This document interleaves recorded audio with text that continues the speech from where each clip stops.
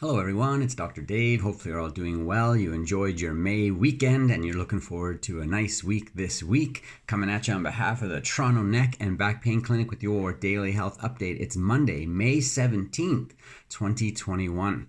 Going to look at 6 areas of health and wellness news and information today. Somewhere around this video, you can read through all 6 areas. And if you'd like a copy or you have any questions, you can DM us on social, send us an email, or give us a call here at the clinic, and we'll be sure to get that to you and or help you out. Not going to treat, diagnose, prevent, or cure any illness or disease with our time together today. However, by tapping in, tuning into some of the latest in the research and literature, it may just support some of your thoughts, decisions, and actions today when it comes to your own health and wellness or those around you. And that is always a positive side effect, and you won't go wrong spending that time or effort in trying to sustain or improve your health and wellness.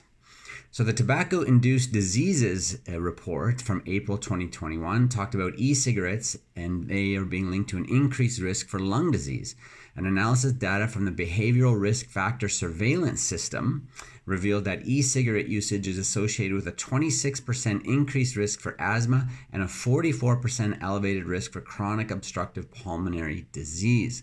So although may be touted as a good alternative for traditional cigarette smoking, there may be some drawbacks they're finding now, catching up to the research and literature in the use of those e-cigarettes. So be cautious of that.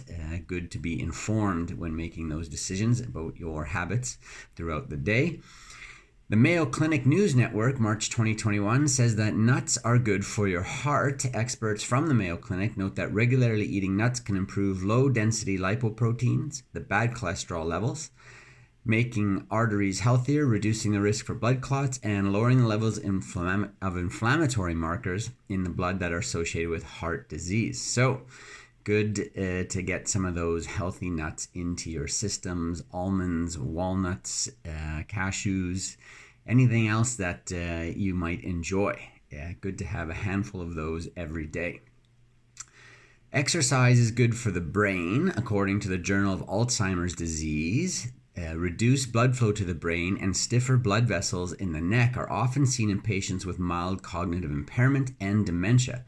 In a recent experiment that included 70 older men and women with mild cognitive impairment, researchers observed that participants who engaged in a brisk walk exercise program experienced improved blood flow to the brain, as well as increased blood vessel flexibility in the neck. This study is part of a growing body of evidence linking exercise with brain health, and they've shown for the first time in a randomized trial in these older adults that exercise gets more blood flowing to your brain. So with some of the things we do in life, there are far-reaching implications that may not be seen in the moment. There may be no immediate gratification, in fact, but when done consistently over time, can help with your journey in the long run. And many things in health and wellness are like that, and some of the fundamentals are like that when it comes to your nutrition, your sleep, and your fitness or activity levels. But even things like back pain and neck pain and other things, other joint pains that might be limiting your functionality and you're not able to do some of the things you'd like to do, especially a rigorous or more intense kind of walk, that can have some spiraling effects now on the rest of your health and wellness over time. So it's good to get those things treated and recover as much function as you can so you can stay as active and mobile as you can, because based on the research and literature, it is a fundamental and it will help support your overall health and wellness. So don't sell yourself short. Pursue improvement if you need it, and pursue sustaining your level of health if you already have it. Again, time and effort well spent. Vitamin B7 may be important for mental health. According to the Journal of Affective Disorders, March 2021, they looked at over 7,000 assessments done by adults, and it revealed a high intake of biotin, also known as vitamin B7, is associated with a lower risk for depression, anxiety, and stress. Dietary sources of biotin, or B7, include eggs, legumes, nuts and seeds, liver, sweet potatoes, mushrooms, bananas, broccoli, and avocados. So good to get that variety of foods into your diet so that you can have access to the different nutrients your body can benefit from. The Journal of Parkinson's Disease, March 2021, has some results that echoes some of the things we've already talked about today. The current research suggests that regular exercise and a nutrient-rich diet are two lifestyle choices that may reduce an individual's risk for Parkinson's disease. So even though there may be some concern with a familial component or some genetics, sometimes those only play out as a certain percentage of our health outcome. So the rest is environmental, and the choices we make when it comes to our lifestyle can actually influence also the expression of those genes. So they may be involved, but maybe we can deter them by supporting our body's overall health and wellness, which is what we're trying to encourage through our daily health update. And finally, the Journal of the American Medical Association Network Open, February 2021, looked at acute back pain and how it can become chronic back pain.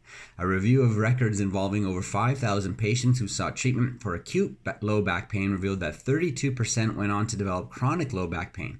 Further analysis suggests the following are associated with an increased risk with progression to chronic low back pain: obesity, smoking, severe disability, depression and/or anxiety, and a prescription of opioids within the first 21 days.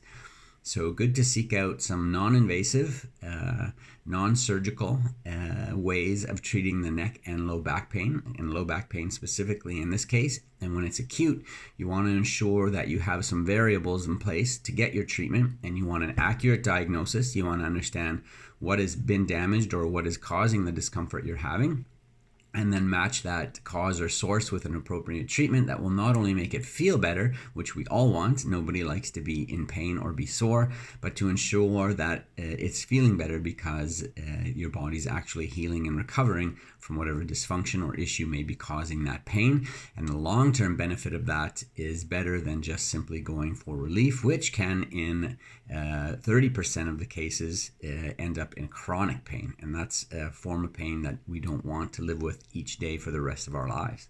So proper diagnosis and sufficient and adequate and appropriate treatment can help you avoid that, not only with back pain, but in many of your other health concerns as well. All right, so that's your daily health update for Monday. Hope you have a super week. We'll be back tomorrow, of course, with your next daily health update.